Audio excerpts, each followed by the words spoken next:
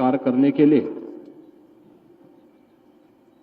इस विजन को साकार रूप प्रदान करने के लिए आज इस महत्वपूर्ण विषय पर आयोजित इस संगोष्ठी में इस पूरे कार्यक्रम की अध्यक्षता कर रहे हैं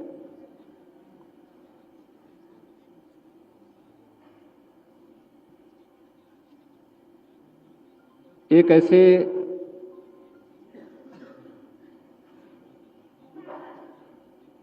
समाजसेवी, भारत माता के एक ऐसे सपूत जिनका पूरा जीवन राष्ट्र की आराधना के लिए समर्पित रहा है, पूर्व राज्यपाल।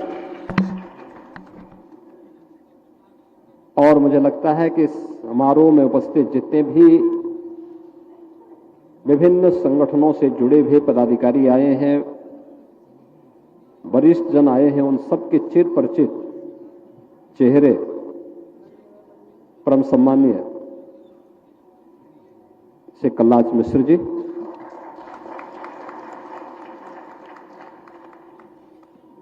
कार्यक्रम के संयोजक, प्रदेश के सह संयोजक, विधान परिषद सदस्य और भारतीय जनता पार्टी के महामंत्री श्री अनूप गुप्ता जी, इस कार्यक्रम के संयोजक एनजीओ प्रकोष्ठ के प्रदेश के संयोजक श्री संदीप शाही जी, समारोह में उपस्थित उत्तर प्रदेश सरकार के पूर्व मंत्री, मध्य प्रदेश के प्रभारी और विधान परिषद सदस्य डॉक्टर महेंद्र सिंह जी, विधान परिषद सदस्य इंजीनियर अवनीश कुमार जी और उपस्थित प्रदेश के अलग अलग कोने से उपस्थित सभी बहनों और भाइयों, देश के व्यापक हित को ध्यान में रख करके इस संगोष्ठी में आप सबकी उपस्थिति के लिए मैं आप सभी का हृदय से अभिनंदन करता हूं।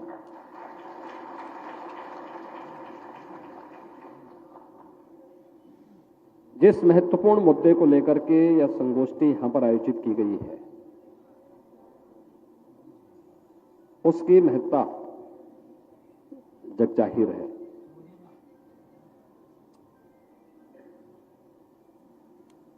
लोकतंत्र में चुनाव और जनता के द्वारा अपनी पसंद के जनप्रतिनिधि को चुनना, उसका एक लोकतांत्रिक अधिकार माना जाता है और यह अधिकार उसके लिए लोकतंत्र के सुचारू संचालन के लिए आवश्यक भी है। यह लोकतंत्र की शोभा भी है, लोकतंत्र का सुदृढ़ होना इस देश से महत्वपूर्ण भी है। लेकिन जब चुनाव हर 6 महीने और हर वर्ष में होने लग जाएंगे तो उसके प्रति जो आकर्षण होना चाहिए वह आकर्षण गायब हो जाता है। जैसे अगर कोई व्यक्ति अस्वस्थ है या जिसकी कार्य क्षमता थोड़ा कमजोर हुई है, थोड़ा डोज देकर के उसको मजबूत तो किया जा सकता है, लेकिन अगर कोई स्वस्थ व्यक्ति इस डोज को लेकर के चाहेगा कि मैं और भी स्वस्थ होना चाहूंगा, तो मुझे लगता है कि वह स्वयं अपने साथ खिलवाड़ कर रहा है। लोकतंत्र में भी बार बार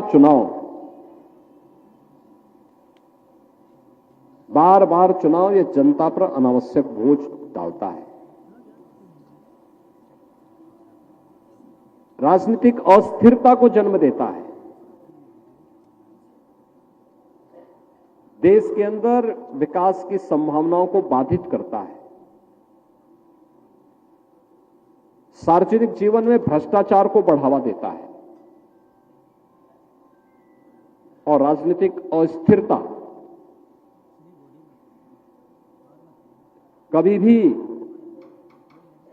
उस देश की संप्रभुता संपन्न और विकसित देश के रूप में उसकी परिकल्पना को साकार करने में सहभागी नहीं बन सकता। बार बार का इलेक्शन वहां की जीडीपी को प्रभावित करता है, विकास दर को रोकता है। विकास के लिए चालू योजनाओं में बैरियर का काम करता है और लोकतंत्र के प्रति लोगों के आकर्षण को भी कम करने का कार्य करता है। कोई पक्ष इससे लाभान्वित नहीं होता सिवाय कि राजनीतिक अस्थिरता पैदा करने वाले लोकतंत्र विरोधी तत्वों को इसका लाभ उठाना पड़ता है। उनके लिए एक अवसर होता है। अराजकता पैदा करने वाले तत्वों के लिए, जो नहीं चाहते कि राष्ट्र स्थिर हो,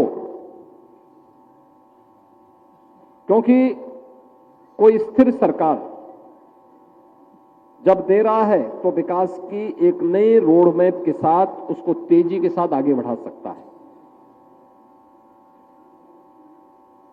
वह सुरक्षा का पुख्ता इंतजाम कर सकता है, नीतियां बना करके समग्र विकास की रूपरेखा को तैयार करते हुए समाज के प्रत्येक तबके के कल्याण का मार्ग प्रशस्त कर सकता है। लेकिन जब राजनीतिक अस्थिरता होगी तो नीतिगत फैसलों को लेने के लिए उसके पास आवश्यक समर्थन का अभाव होगा। रोड मैप बनाने के लिए लोगों के व्यक्तिगत स्वार्थ आड़े आते रहेंगे। सुरक्षा के लिए कार्य करने के लिए जो ठोस और सुदृढ़ कदम उठाने चाहिए वह उठाने में बाधा होगी और वैसे ही बाधा होगी जैसे 2017 के पहले प्रदेश के अंदर हम सब देख रहे थे। 2017 के पहले आपने उस उत्तर प्रदेश को देखा होगा जिसमें सरकार के समानांतर हर जनपद में एक नई सरकार संचालित होती थी। विशेष अधिकार हो गया था। उन्होंने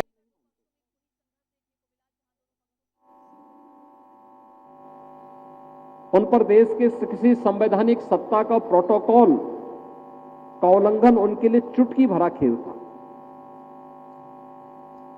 संसाधनों पर लूट खसोट करना उनका विशेष अधिकार हो गया था। उन्होंने अपना जन्मसिद्ध अधिकार मान लिया था और इस प्रकार की माफिया प्रवृत्ति जब भी पनपेगी तो उस अराजकता का शिकार व्यक्ति आएगा, समाज बनेगा और अंततः पूरी व्यवस्था उससे पथभ्रष्ट होगी और लोगों के सामने पहचान का संकट खड़ा होगा।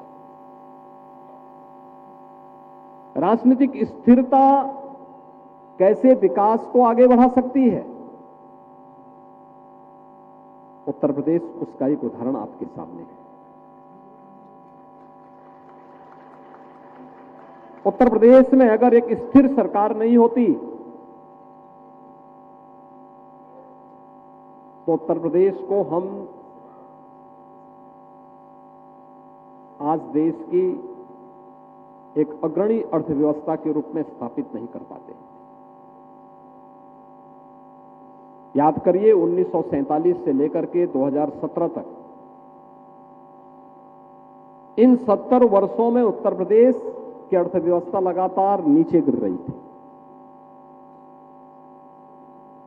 जब ये देश आजाद हुआ था उत्तर प्रदेश की प्रति व्यक्ति आय राष्ट्रीय औसत के बराबर थी। उत्तर प्रदेश देश की सबसे बड़ी अर्थव्यवस्था के रूप में जाना जाता था। लेकिन 2017 तक आते आते उत्तर प्रदेश देश की 7वीं अर्थव्यवस्था रह गया। और स्थिरता का आलम यह था कि उत्तर प्रदेश के अंदर कब कौन सरकार पलट जाए, कब आ जाए, कोई भरोसा नहीं था।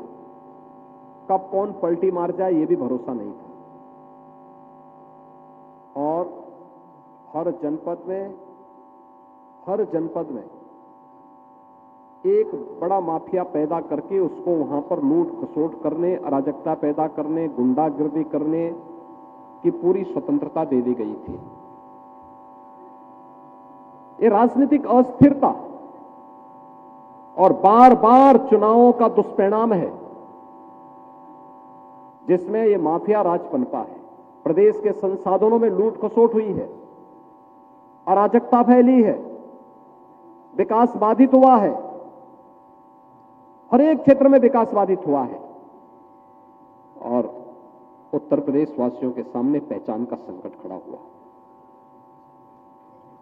जो उत्तर प्रदेश के साथ हुआ था वही देश के साथ भी हुआ था।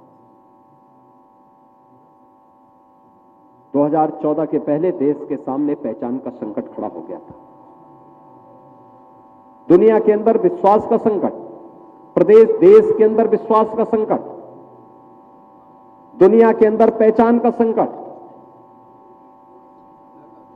और ये लगातार जो अस्थिरता, जब भी राजनीतिक अस्थिरता का दौर चलता है, उसका खामियाजा देश की अर्थव्यवस्था को भुगतना पड़ता है। इंफ्रास्ट्रक्चर कितना कमजोर था, कितना कमजोर था, कोई कल्पना ही नहीं कर सकता था।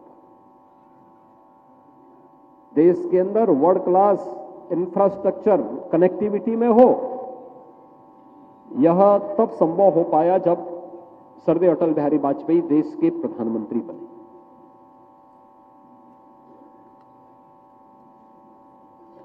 अटल जी को पहला कार्यकाल अस्थिर मिला, दूसरा कार्यकाल भी मिली जुली गठबंधन की सरकारों के साथ मिलकर के कैसे उन्होंने चलाया, या उनकी कौशलता का ही वो परिचय था, अनुभव और कौशलता का ही परिचय था कि वो लेकर के चले गए। लेकिन जिस राजनीतिक अस्थिरता के दौर से देश को गुजरना पड़ा, आखिर उसका खामियाजा देश के सामने पहचान का संकट के रूप में और देश के अंदर व्यापक अविश्वास के रूप में सरकारों को भी और देशवासियों को भी भुगतना पड़ा था। लेकिन आज ऐसा नहीं है। दुनिया के सामने भारत अपनी पहचान बना रहा है और देश के सामने उत्तर प्रदेश ने अपनी पहचान।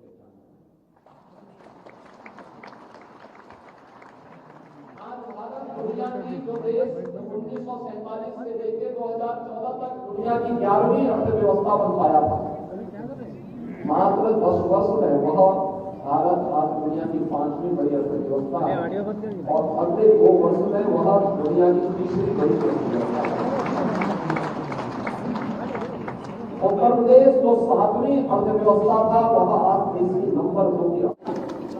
अगर राजनीतिक स्थिरता नहीं होती, उत्तर प्रदेश दंगा मुक्त भी नहीं होता और माफिया मुक्त भी नहीं होता।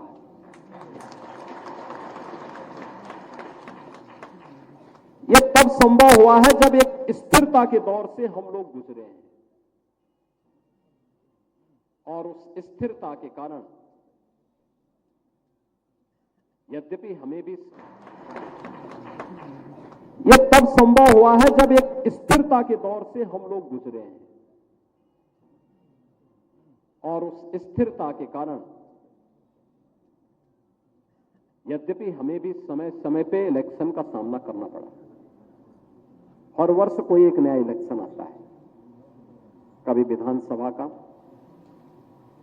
कभी लोकसभा का, कभी नगर निकाय का, कभी पंचायतों का, कभी एमएलसी का, और कभी कोई अन्य बाई इलेक्शन का भी सामना करना पड़ता है।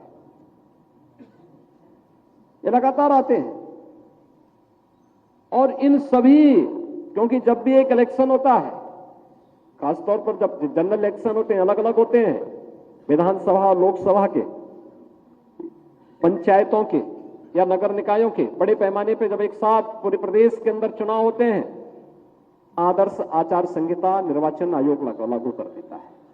लोकसभा और विधानसभा के लिए तो भारत निर्वाचन आयोग लगाता है, नगर निकाय और पंचायती चुनाव के लिए राज्य निर्वाचन आयोग अधिसूचना जारी करता है। और अधिसूचना जारी होता है तो मान के चलिए कि 3 महीने तक कोई भी कार्य नहीं हो सकता, कोई नीतिगत निर्णय नहीं ले सकते। विकास के कार्य जहां के तहां ठप पड़े रह जाते हैं। कोई सरकारी दौरे नहीं होते।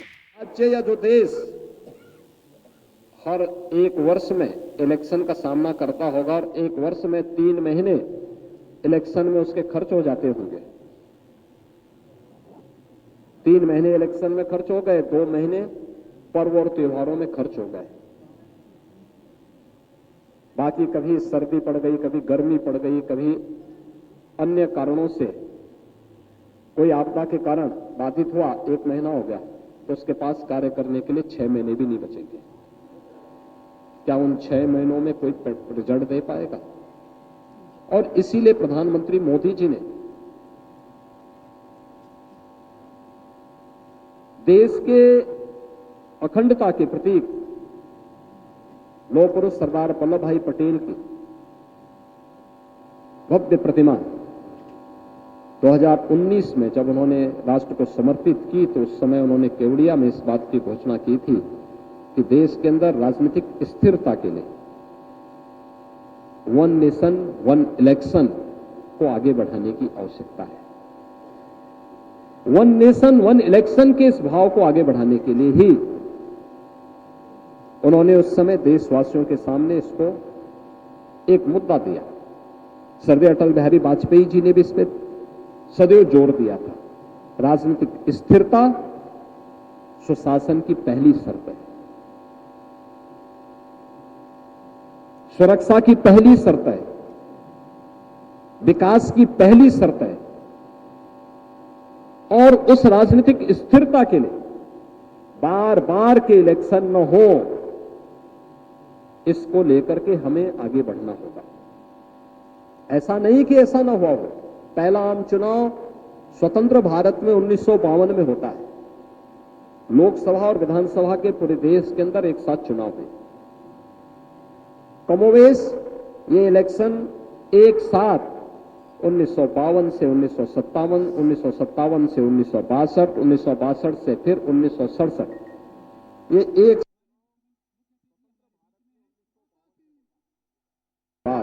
सभा और विधानसभा के पूरे देश के अंदर एक साथ चुनाव हुए।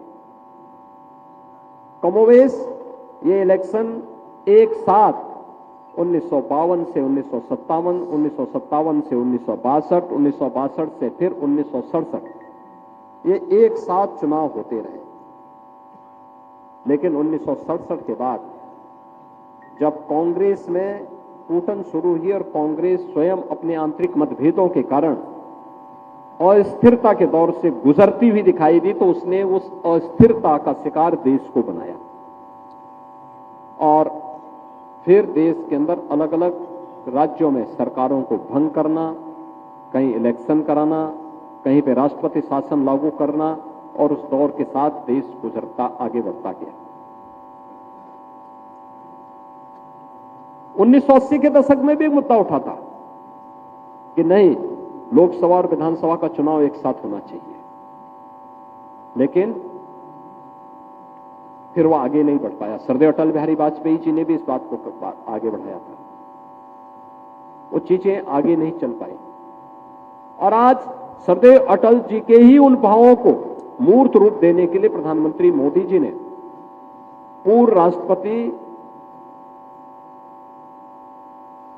स्वर्गीय रामनाथ कोविंद जी की अध्यक्षता में एक समिति का गठन किया और उस समिति ने अपनी सिफारिशें देश को की है। व्यापक जन जागरण के माध्यम से लोगों की चेतना को जागरूक करना, क्योंकि वोटिंग तो जनता जनार्दन को करना है। लोकतंत्र आकर्षण का केंद्र बना रहे, लोकतंत्र के प्रति लोगों की श्रद्धा का भाव बना रहे, देश में एक स्थिर सरकार आए, 5 वर्ष का उसका टेन्योर हो, काम करने का एक पूरा अवसर उसे प्राप्त हो, और इस दौरान राजनीतिक अस्थिरता और खरीद फरोख्त को पूरी तरह लगाम लगाया जा सके। इस दृष्टि से जब ये प्रक्रिया आगे बढ़ी तो अब उस पर विस्तृत चर्चा करने के लिए देश के अंदर इस प्रकार की संगोष्ठियां आयोजित होना एक सराहनीय प्रयास है। बहनों और भाइयों, देश के अंदर वर्तमान में अभी भी कुछ राज्य हैं जहां पर लोकसभा और विधानसभा के चुनाव एक साथ चुनाव हो रहे हैं। आंध्र प्रदेश उसका उदाहरण, एक साथ चुनाव हो रहे हैं। आंध्र प्रदेश उसका उदाहरण है,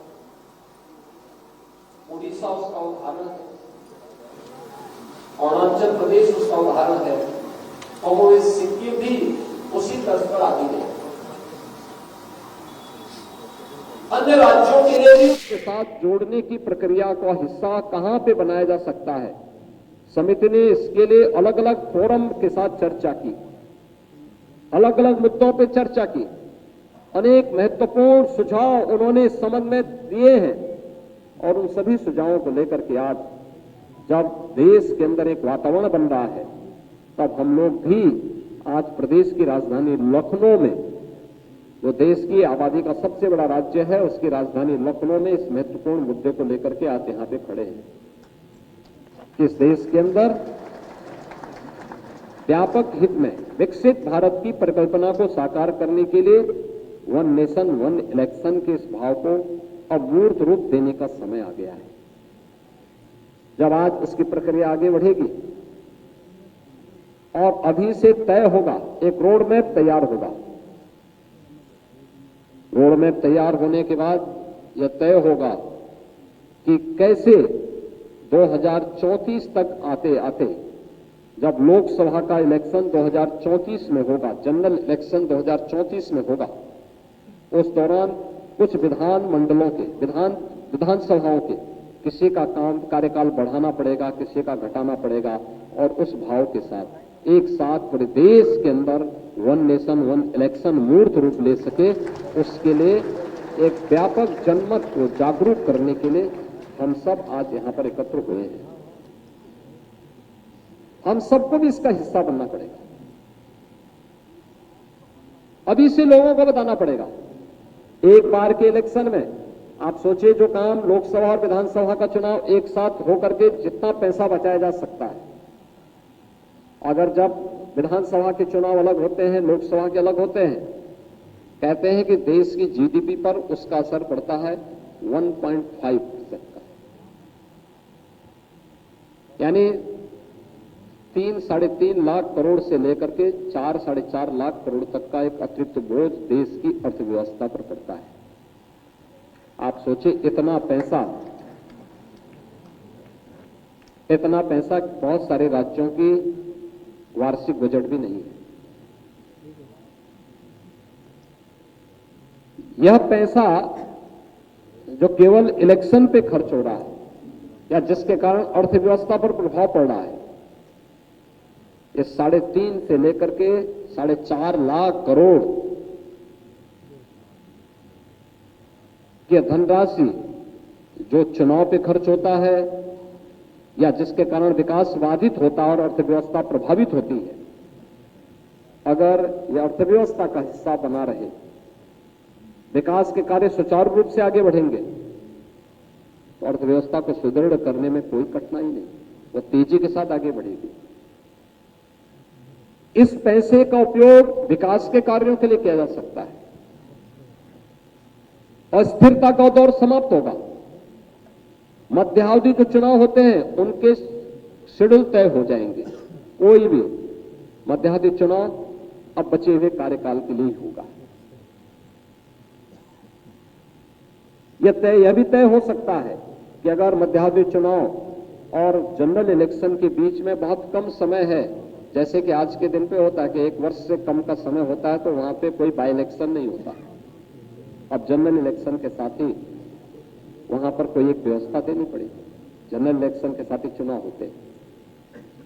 ऐसे ही कोई ना कोई बात उसके साथ जुड़ेगी और उन बातों के साथ जनता जनार्दन के क्या सुझाव होंगे, अलग अलग पक्षों के क्या सुझाव और आते हैं, इन सभी मुद्दों को लेकर के इस पर व्यापक चर्चा को आगे बढ़ाने के लिए इस प्रकार के फोरम के माध्यम से जन जागरण के बड़े कार्यक्रम को आगे बढ़ाने की आवश्यकता है।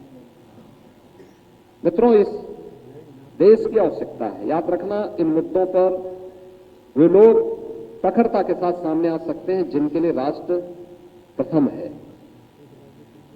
जिनके लिए स्वयं का स्वार्थ ही प्रथम भाव रखता है। उन लोगों के लिए मुद्दे कोई मायने नहीं रखेंगे, लेकिन जिनके लिए देश ही सर्वोपरि है उन लोगों के लिए इसका एक मायने है।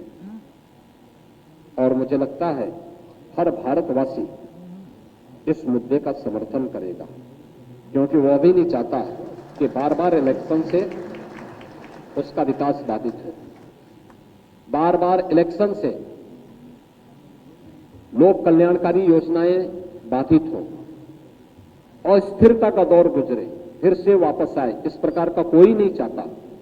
और इसी भाव के साथ यह कार्यक्रम आज प्रारंभ हुआ है। मुझे पूरा विश्वास है कि देश के अंदर वर्तमान में जिस प्रकार का वातावरण बना है, आप में से किसी से छुपा हुआ नहीं। लोगों के मन में एक नया विश्वास पैदा हुआ, और यह विश्वास नहीं तो क्या, आपने अभी हाल ही में इसी वर्ष 13 जनवरी से 26 फरवरी के बीच में प्रयागराज में महाकुंभ के आयोजन को देखा है।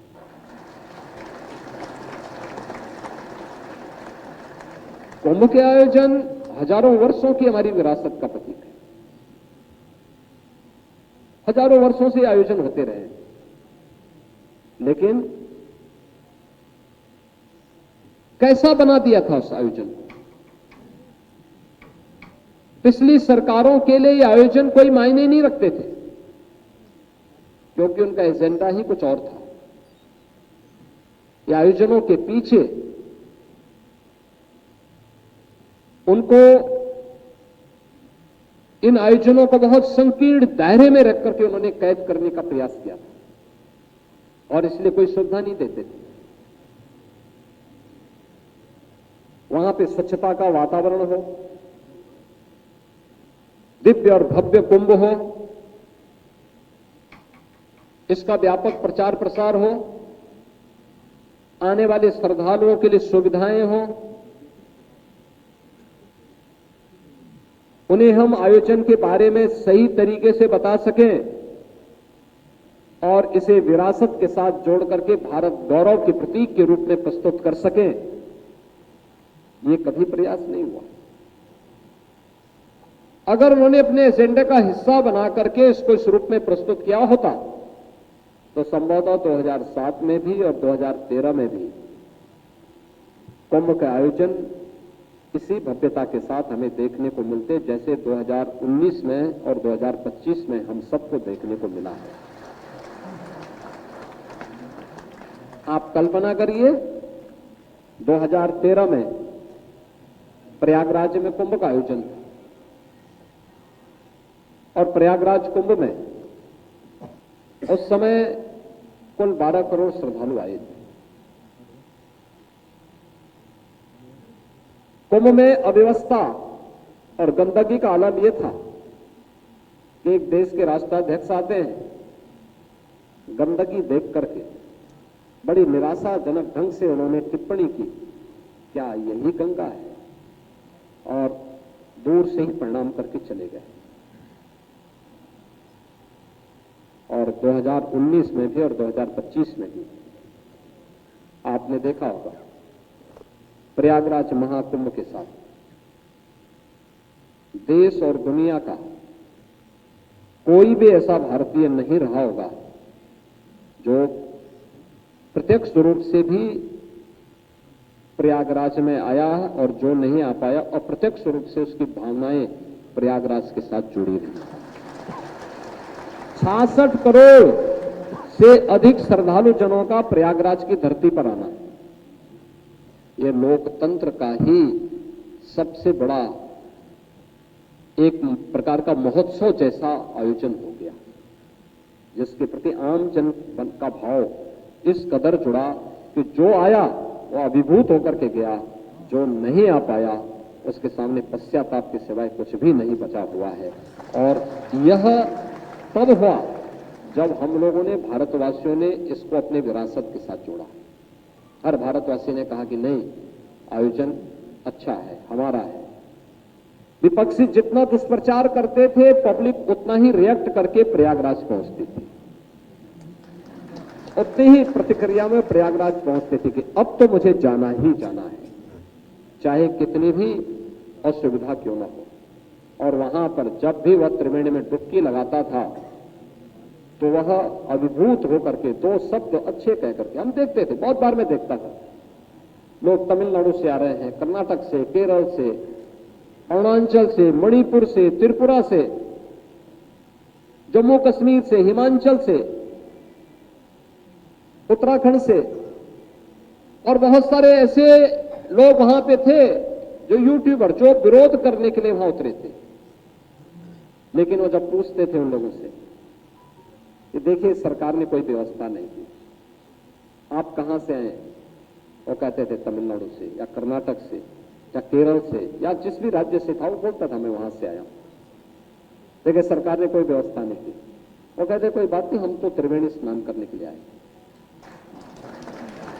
और कहते थे देखो सरकार को व्यवस्था तो करनी चाहिए थी, और कहते थे नहीं नहीं, हम त्रिवेणी स्नान करने के लिए आए। वो कहते, फिर यूट्यूबर कहता था देखो तुम्हें पैदल चलना पड़ रहा है, तो उसका जवाब होता था कि पुण्य मुझे प्राप्त करना है, ये मेरी साधना है, तुम्हें परेशानी क्यों है? साधना मैं कर रहा हूं, तुम परेशान क्यों हो रहे हो?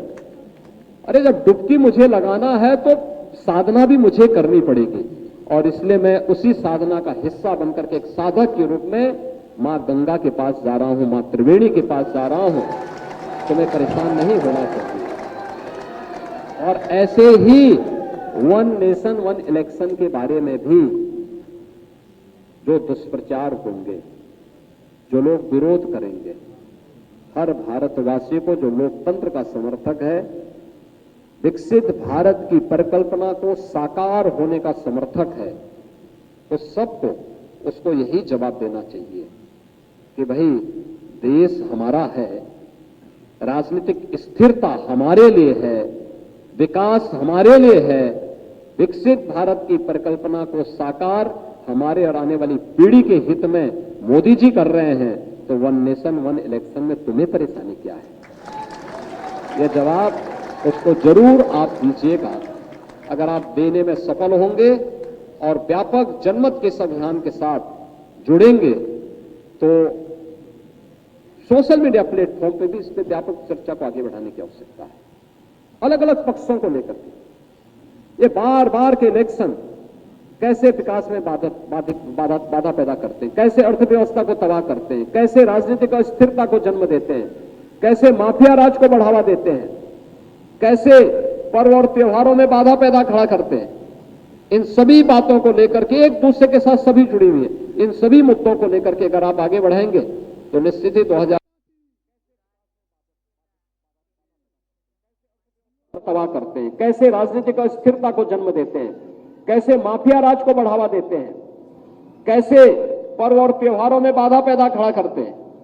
इन सभी बातों को लेकर के एक दूसरे के साथ सभी जुड़ी हुई है। इन सभी मुद्दों को लेकर के अगर आप आगे बढ़ेंगे तो निश्चित ही 2034 में वन नेशन वन इलेक्शन साकार होगा, और 2034 से फिर देश के अंदर एक चुनाव 5 साल में होंगे, और 5 साल के अंदर होने वाले उन चुनावों के कारण 5 साल के अंदर होने वाले उन चुनावों के कारण देश के अंदर लोगों की विकास के कार्यों को तेजी लाने में, एक व्यापक रोड मैप बनाने में, और बार बार के इलेक्शन में होने वाले खर्च पर रोक लगाने में मदद मिलेगी। और उस पैसे का उपयोग देश के हित में, आम जन के हित में, गरीब कल्याण के लिए इंफ्रास्ट्रक्चर को सुदृढ़ करने में उस पैसे का व्यापक उपयोग किया जा सकता है। मैं आज के इस आयोजन के लिए श्री संदीप शाही जी को, श्री अनूप गुप्ता जी को और इस आयोजन समिति से जुड़े हुए सभी पदाधिकारियों को हृदय से धन्यवाद देता हूं। माननीय कल्लाद जी का हृदय से अभिनंदन करता हूं। धन्यवाद। जय हिंद।